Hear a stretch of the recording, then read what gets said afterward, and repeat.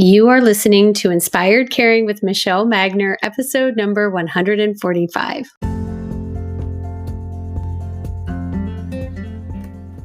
Hello, welcome to Inspired Caring. I'm your host, Michelle Magner.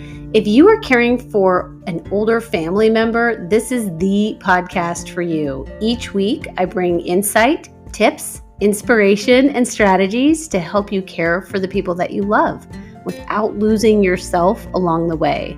Having cared for both of my grandmothers, I've helped manage everything from hospital stays, households full of belongings, to navigating senior living and end-of-life care. And I've worked in senior living as a result of that experience, serving my residents and their families as they've been on this journey too. Thank you for joining me today, and I hope you enjoy this episode of Inspired Caring. I am excited to welcome to the podcast Betsy Spieler with UBStronger. Hi, Betsy. Hello, Michelle. Welcome. Thank you. I'm really excited about this conversation today because it's multifaceted. You are part of this private training gym that supports people that are really 50 plus years old. And then also you're a physical therapist. Yes. By training. It's all connected, as we know. I think the physical therapy side is a piece that I have not had on the podcast. So I'm excited to unpack that a little bit as well. Okay. Yeah.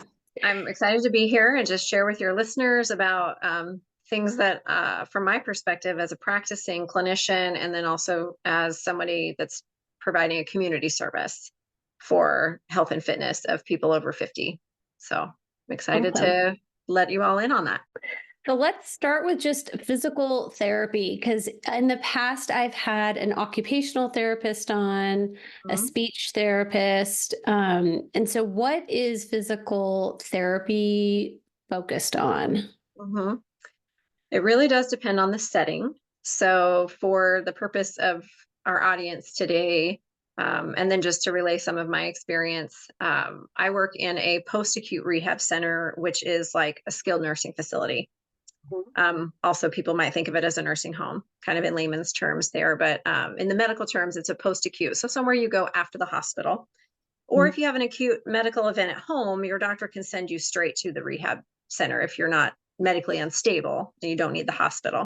So therapy there is provided typically 5 days a week. So it's a more intensive therapy, not like a rehab, like a neurologic rehab center, which could be 3 hours a day.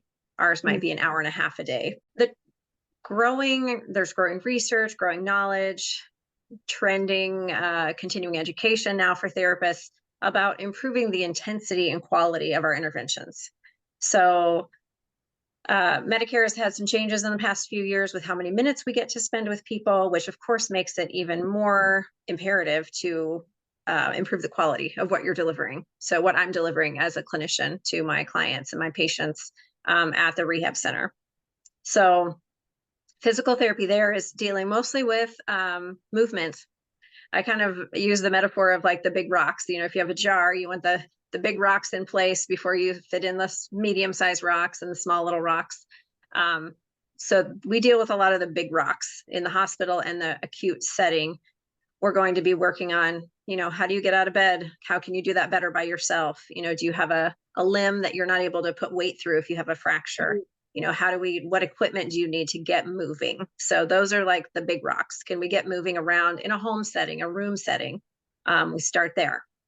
Sometimes people are with us long enough that we get to even address some of the medium or the small rocks where like, oh, we can do some more specific rehab like you've been going through with, you know, a specific joint, you know, where we get into the pain and the movement of that joint and really improving their quality of life by helping them move better.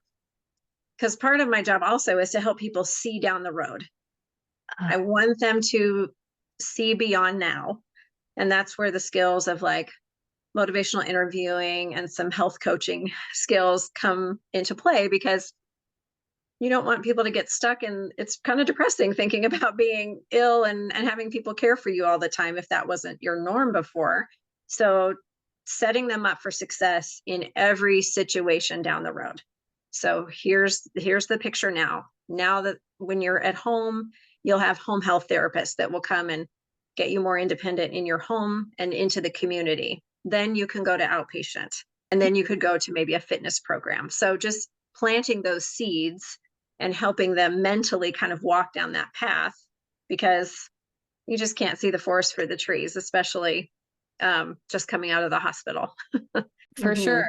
And we are so immediate gratification people that sometimes it's hard to remember that what we're doing today actually does impact and influence Yeah. our aging process and journey. So, really Yes. tackling those big rocks first as soon as possible Mhm. can really set us up for success.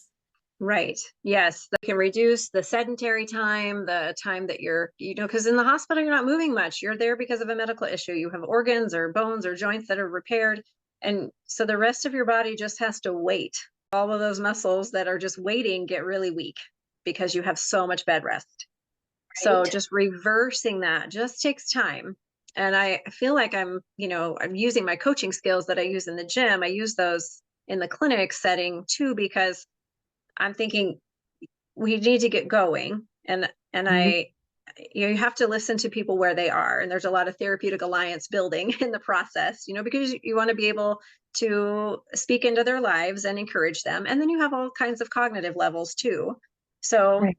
that internal motivation sometimes is not there anymore, or it's dampened. So Mhm. and people just don't feel well. So there's just a lot of different avenues that therapists have to be able to communicate effectively with all different levels and situations of medical acuity and cognitive changes and all of that.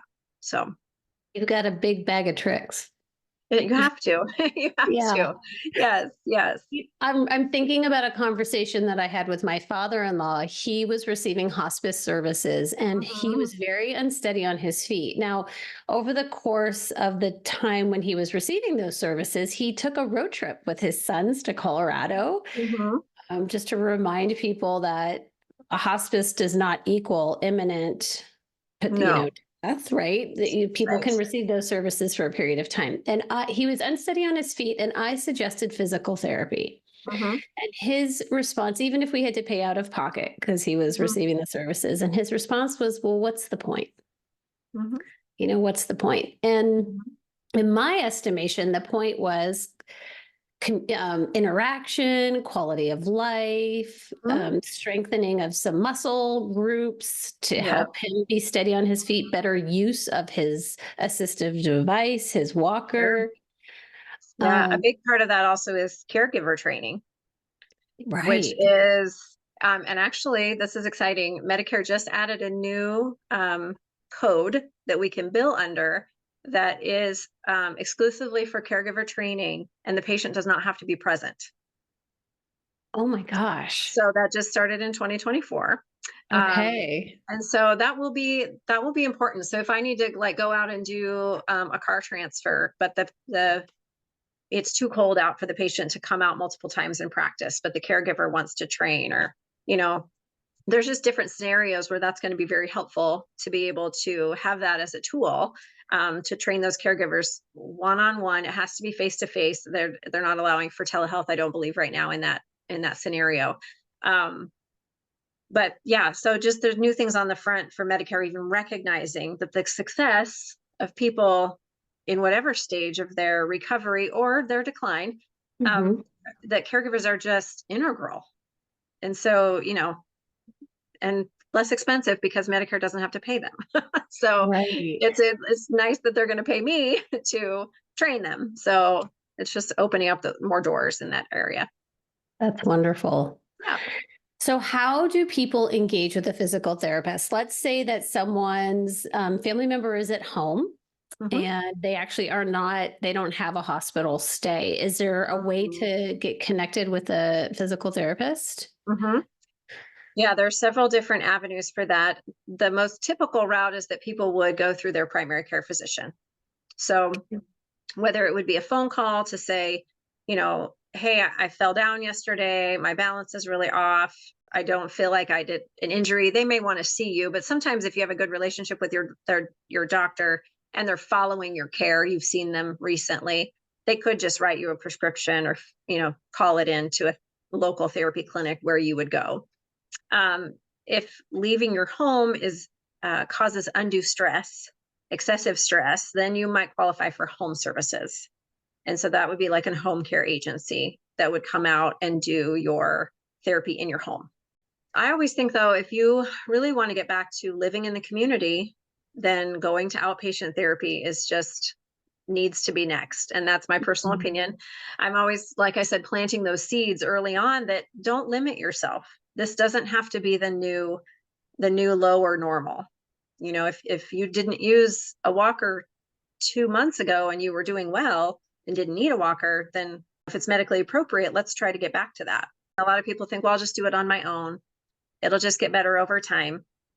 And we all need coaches, and we all need guidance, and we all just need a partner, just somebody in our corner to show us the way and point out some things we don't know, because we don't know what we don't know. Right.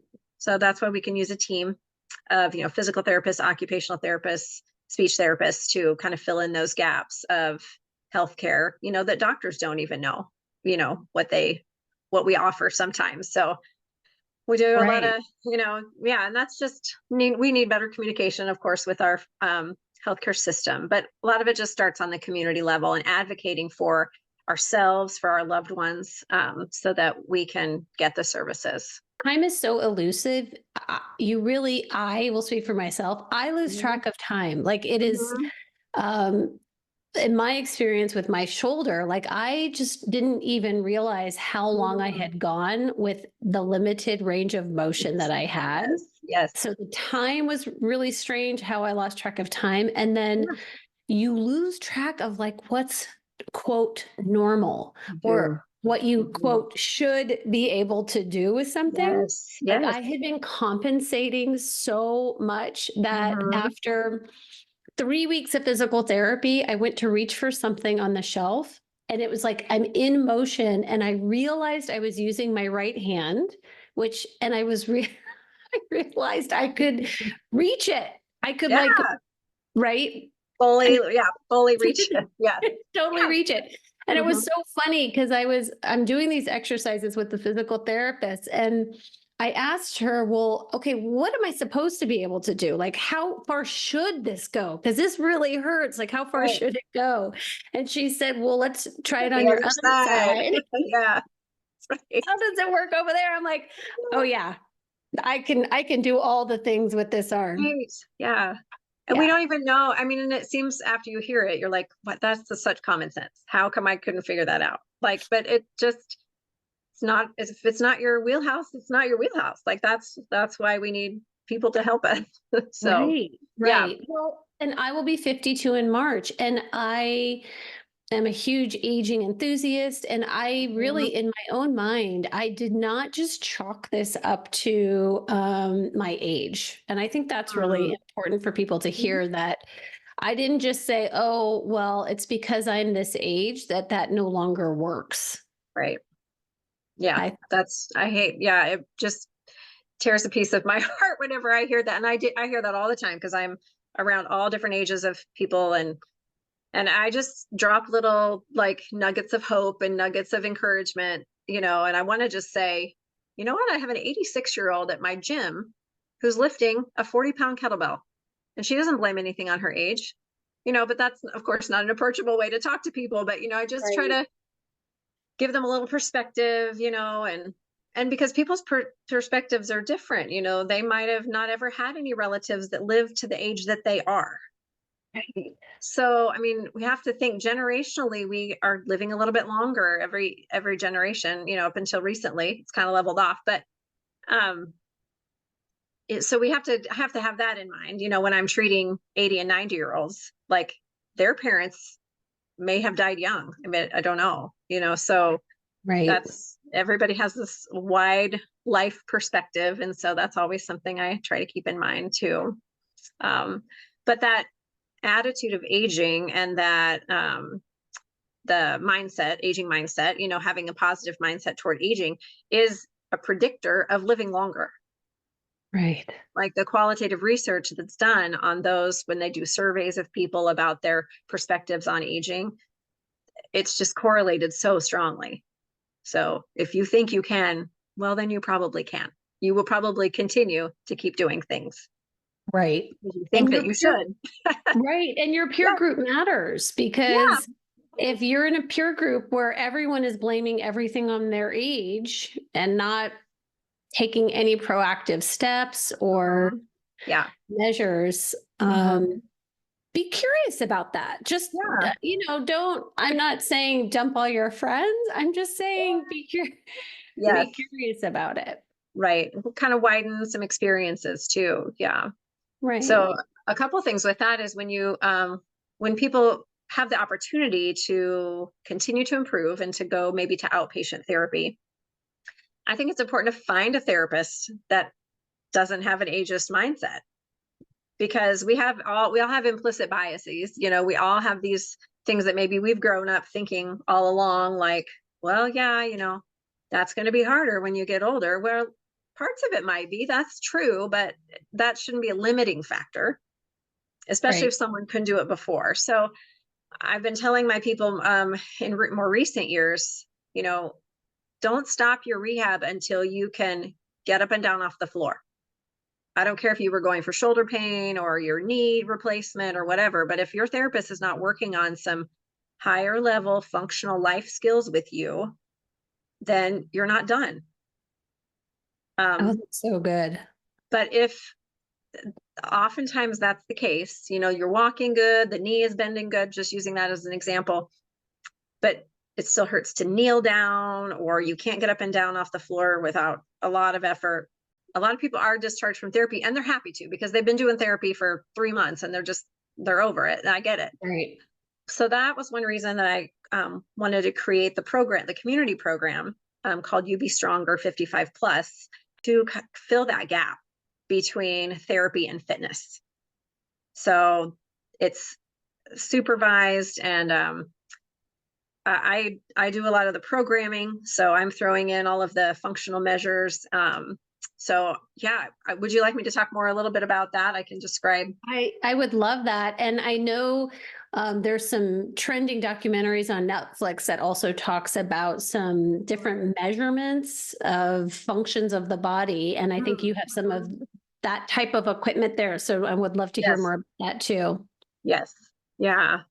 I think I just saw one. I just watched one that was, is it You Are What You Eat? Was it with Michael Greger? Anyway, they used, I think I know what the one you're talking about. I'll get to that. So the program was developed by myself and 2 other coaches at UBX. So I'm the only one that's a physical therapist. And so I wanted to attract the people that maybe have some impairments, they've had a shoulder replacement, they had a spine surgery 5 years ago, they've had a hip replacement, they have atrial fibrillation, they've got a little COPD. So there's all of these diagnoses that can be, kind of really important. You got to keep a monitor of them, and you have to have certain exercise parameters that are safe. Yes. And be able to adapt on the fly. So I've had people that have been in physical therapy, or they've had some neck pain, and I was like, you know what, this is for about a week or 2, let's just do really light weights, just go through the motion. And I'm just giving cues, the other trainer and I that are coaching now, just to modify, and they respect our opinion because this is the field we work in. So they feel safe. And it's a small ratio. We have a small group ratio, which is about 6 participants to 1 coach. So you're going to get kind of the benefits of the group being some community and camaraderie and encouragement and joking around and everything. And that's always good. And then the mindset, people that are doing the same things that you're trying to do, which is uplifting. But in a small enough group setting that if you've got something that, somebody needs to modify, it's not like I have 20 other people in the class that I'm trying to coach at the same time. So it's kind of been a good best of both worlds. We've been going a year and a half now. And so we're in a groove and everything's working right. I think this is a good ratio for us right now. So as it stands. But getting into the program, you have the person that would be interested would be somebody, like I said, who maybe has graduated from therapy. I have therapists that will recommend this as a community program, as an option for their patients to continue with. And then, or somebody that just has noticed a decline in their mobility. So one of the like litmus tests, one of those asterisk signs is, can you get up and down off the floor? Maybe with a piece of furniture, that's okay, but or without, but at all. So Right. probably half my participants couldn't do it at all before, or just hadn't been trying it very often. They were avoiding it, Right. and they were in their 60s and 70s. And so not, yeah, I've got grandkids yeah, yeah, that are playing on the floor that they want to get down and play with. And I'm yeah. thinking, even myself at nearly 52, Mhm. I think some of the things that you're talking about land with me as well. Mhm. Yeah. Yeah. So it's a good thing during the intake visit when you first get started. So you have a visit with me. We go over all your medical history, your medications, your history of, seeing a chiropractor, seeing a therapist, physical therapist, and just kind of getting a feel for background. And then we go through 5 different assessments of strength, power, agility, balance. Those are the physical assessments. I also do vitals, just a baseline vitals to make sure that people are aware what their vitals are, and ask them if they have a blood pressure cuff at home, and things like that, just so they can monitor themselves and catch things early. And then we'll also do a body composition scan. The device is called an in-body, and that's just the brand name of it, but it's an in-body scan that we have at the gym, and it tells you your lean muscle mass and your body fat percentage, also your amount of water in your system at any given time.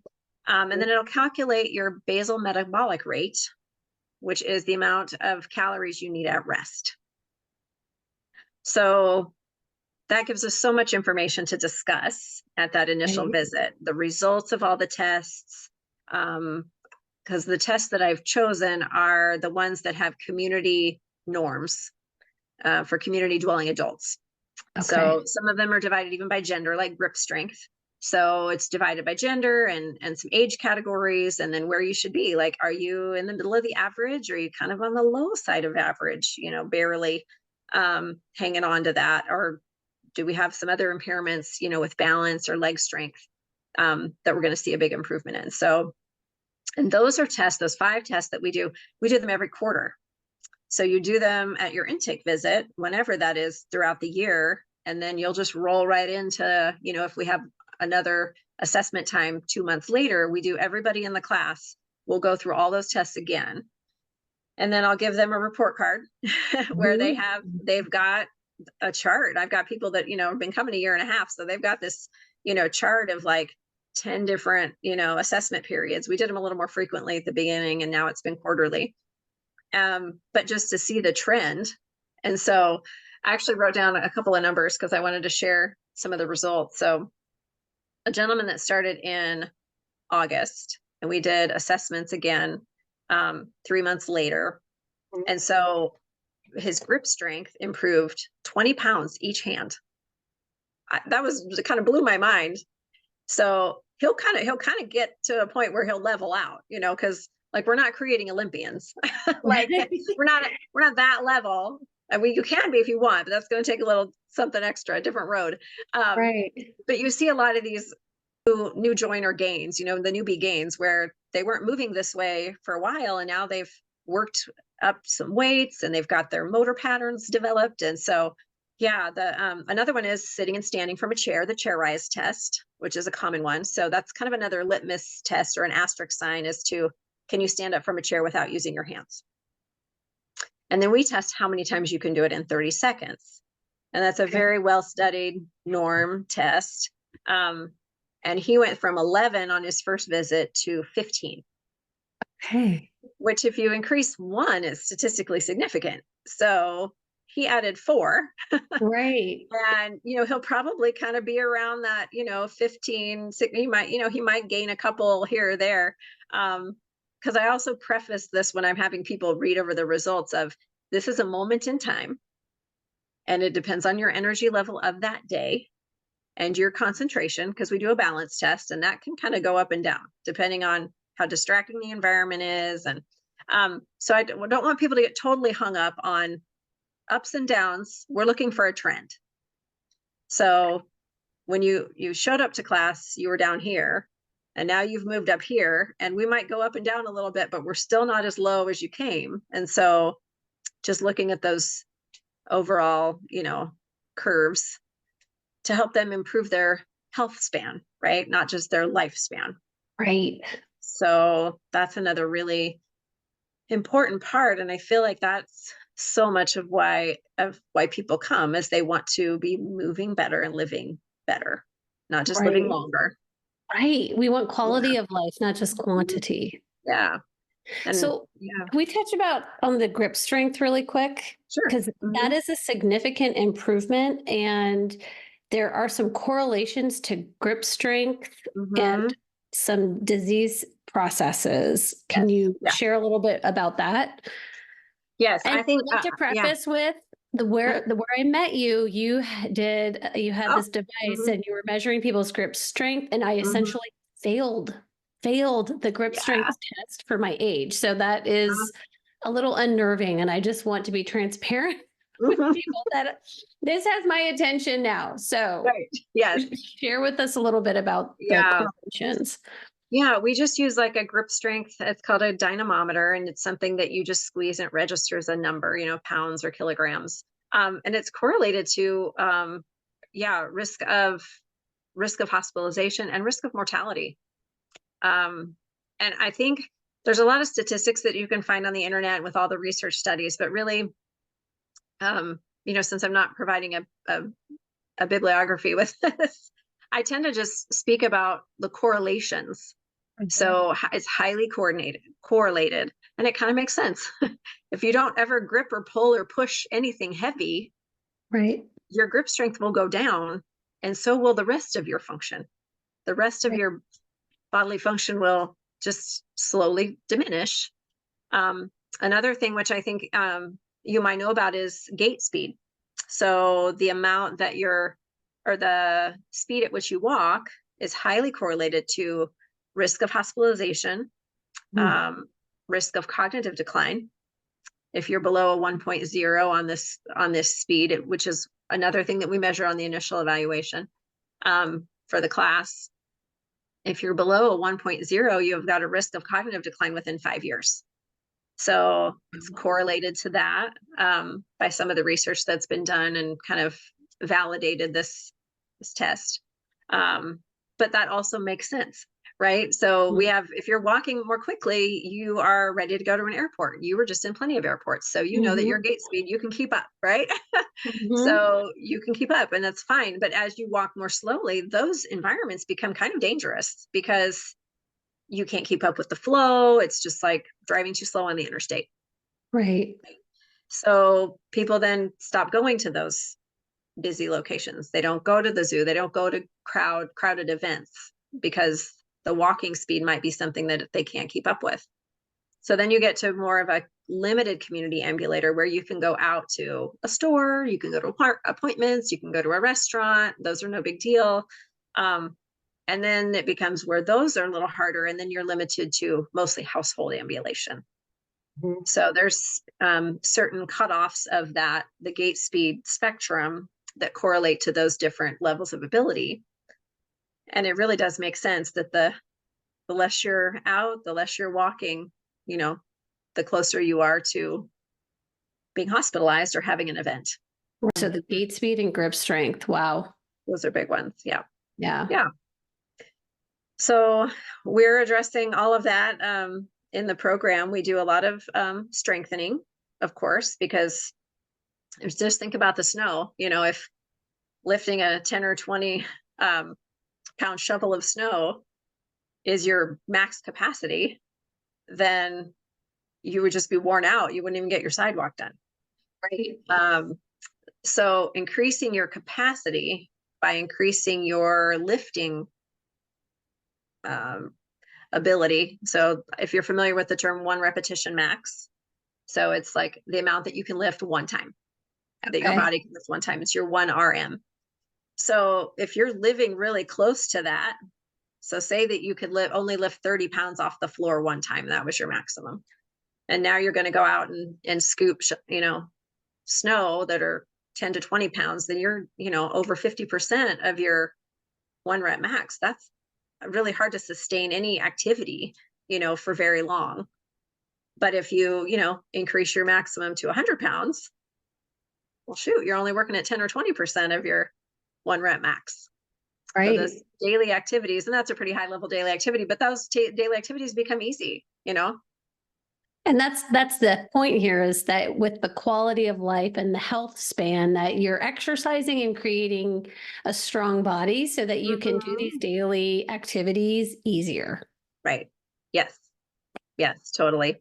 Yeah. We've got, lots of testimonials from the class as far as, and it's meaningful things, just meaningful things for people out of any age, really. But like, one lady said something like, I didn't think I'd be able to go up to see my granddaughter's bedroom anymore and go play with her up in her bedroom because the stairs were so hard. And now she's in class doing loaded step-ups, like she's holding dumbbells and going up and down stairs so that she can just zip up those stairs at home. And she goes, it's just not a problem anymore.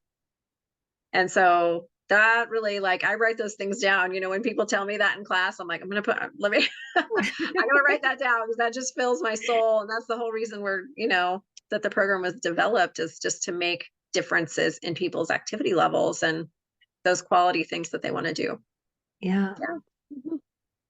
So do people graduate at some point from the program, or like because you're monitoring them and they're showing improvement? It is not set up like that at all. So it's an ongoing thing, just like any fitness program would be. It's a lifestyle thing. So, we've had a few people, we have not had very many people leave, but we have had some people who needed it as a kickstart. And then they realized their potential, and then they had enough motivation that and maybe their medical issues were not severe. They didn't need a lot of adaptation. So I think they went and just joined, a gym by themselves. But most of the people have, they're joining us having some things that they want some guidance with. And our programs change every 4 weeks, so nobody gets bored. So there's a new set of exercises. The way that the structure is set up is we meet Tuesdays and Thursdays. And right now there's 3 different class times, 9 a.m., 10 a.m., and 4:30, because some of our people are still working, Yeah. So they come at 4:30, and then the class is about 50 minutes. And the program will be 4 weeks of the same, like every Tuesday will be the same exercise, but just different repetitions. So different rep schemes. So you'll get stronger in those exercises over the 4 weeks. And then we'll change it up and do something different. So we let your muscles get used to something, and then we give them a new stimulus, and so they don't plateau. It's been a good system so far. That's great. Yeah. You are based here in Omaha. Yeah, we're about 147th and L Street, just off of like Industrial Road, the Industrial Road of L Street. So kind of in the middle of Millard area. We pull people in I have a lady driving from Bellevue, Elkhorn and Wahoo area, Papillion. So people feel like driving there twice a week is worth their gas money. And you kind of make friends, and we've developed some other things with the program to just add value on top of it, because it is a private training program. It's a cash program. It's not covered by insurance. Medicare does not pay for gym memberships at all, even though we're hoping to save Medicare some money by keeping people out of the hospital. Yes. So maybe they'll, in a fantasy land, there'll be a benefit to that financially for all the gyms someday. That would be a good idea. Yeah. So anyway, we are adding things like workshops. So we're having one next week that is on nutrition, and it's going to go over like basics of nutrition. UBX as a whole, the kind of the philosophy of the gym is very kind of lifestyle medicine focused, very much, holistic nutrition, just regular exercise, no fads, no supplements sold at the front counter or anything like that. Not that that's a bad thing, because people benefit from those in different ways, but that's one reason as a healthcare provider, I really felt really comfortable partnering with this gym to provide this program, because they just are kind of on the straight and narrow of like, this is healthy living. Like Right. sometimes we overcomplicate it, and there's so many resources out there to tell you this or that, or but they're just kind of the steady like lifestyle changes make the most difference, your Right. mindset, your exercise, your diet, your sleep. Yeah. Right. I mean, Yeah. if you go to the CDC website about how to prevent chronic disease, you are like Mhm. checking every box. Yeah. Yeah. And it just, right. And we're not trying to sell a gimmick that's going to make it more, shiny or fancy or complicated than that. But yeah, the CDC website they recommend strength training twice a week. Okay. And balance exercise twice a week. That's also included. So you get to check that box off with 2 visits, to our program twice a week. Yeah. So yeah. Socialization is Yep. critically Hmm. important. Yeah. Relationships, yeah. And so we have things planned for that as well. So along with the workshops, which are free, and all different things. I did one on fall recovery. I'm going to talk about you doing one on aging mindset. We have the nutrition one. We've had one on balance, and sometimes they're like a broader audience, not just for older adults. Like the nutrition one will be for any age. We had one on core and pelvic health, and so that was any age. Um, so the gym as a whole is just trying to, improve the lives of our members. But we also have social gatherings. So we're having a holiday party this Friday, even though it's going to be terribly cold, but hopefully the roads will be okay to drive in. Every quarter when we do the assessments, we'll do kind of an off day, like the week that we do the assessments, we'll do one that's assessments and then one that is like another different kind of activity. So one of those days we met at Walnut Grove Park and did a workout outside. So it's just to have different experiences with like-minded people. And that is kind of the basis of what makes a community, right? When you're just sharing your life with people and you have some things in common. So Yeah. And I think all of us are needing community right now. I think people are feeling pretty yeah, disconnected. yeah, yeah. So seeing people come out to those things, those events that we have it's exciting for me. Yeah. Seeing Yeah. everybody out of their element. So yes. Mix it up a little bit. Well, do you have Right. any final thoughts on anything that we've talked about today, just around physical therapy and healthy living and health span? Because Mhm. you're, looking to reach people 55 plus years old. I have a lot of Yeah. 40 plus year olds, 50, 45 plus year olds that listen. Mhm. Right. Yeah, I think it's just having that forward looking mindset to don't settle. Like um keep moving and listening, and if there's resources out there. You can get physical therapy if your shoulder's not working well, or if you can't squat down all the way to the ground anymore, and it doesn't necessarily require surgery. You want to find a therapist that's going to walk you through something. Usually things don't happen overnight that are so you have to give it some time. So therapy could be 3 months, it could be 6 months where you're not going frequently, but you're touching base with a therapist that's going to continue to walk with you toward um, a good level of fitness where you can then transition to a gym program. So UBX also has a general fitness program that's 3 times a week that is strength training. So that's the class that I do, that I've been doing almost 5 years now, and it's either in the morning or in the evening. And it's mostly about maintaining your muscle mass. And we do the in-body assessment every month for that one. So I just looked, I have a folder, I have a stack of those assessments to see my trends. And so I think, what better way to turn back the hands of time if I can maintain and build some muscle and keep it through my 50s, sure, and then beyond. That's my goal. So Yeah. yeah, so that's one thing, is just be an advocate for yourself, and that will help you be an advocate for your loved ones. Mhm. We don't have to stop and just take it at face value. Get another opinion. Omaha's a great community for variety and diversity of clinicians, and so you can find people that will listen to you and will want to walk with you down the road that you have, that you can see ahead of you. So find something that motivates you and get going. And get fired up. Yeah. If people are not in the Omaha area, what Hmm. would you recommend they use to search for a gym or Hmm. program similar in their Mm. area? Hmm. Hmm. Like what terms would fill Yeah. the interwebs and search for? Sure. Yeah, there are some kind of buzzwords out there as far as because like legacy fitness. I think that's the CrossFit word of the older adult program. So there's some CrossFit gyms that have some older adult classes, Okay. um, and so you can kind of reach out, and they might even know of another type of gym that would have something. Um, I find that some of them are, when they're called senior classes, the word senior is a little bit ageist, and so we have been, trying to use the word more just older adults, adults in a certain age group. Um, but you still might find things under senior fitness.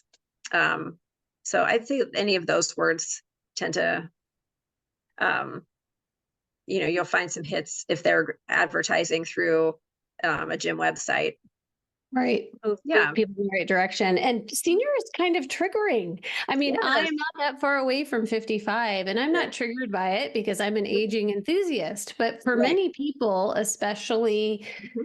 um, people that are in this baby boomer generation, Mhm. like we just do not feel, even if chronologically we're not doing so great in our minds, we just do Mhm. not feel our chronological age. So it's hard to wrap our heads around Right, this it is. idea of being a Mhm. senior. So that's Definitely. interesting. Yeah. Yeah. Well, So, thank you yeah. so Mhm. much. You're welcome. Thanks for having me. It's good to always share our mutual enthusiasm for aging and um, helping the population, the older adults and caregivers who tend to be our age or even older, just helping their parents and family members navigate all these challenges. And um, I just encourage people to ask questions and to find somebody that's going to give them some hope and a path forward. That's great. Yeah. That's awesome. Thank you so much.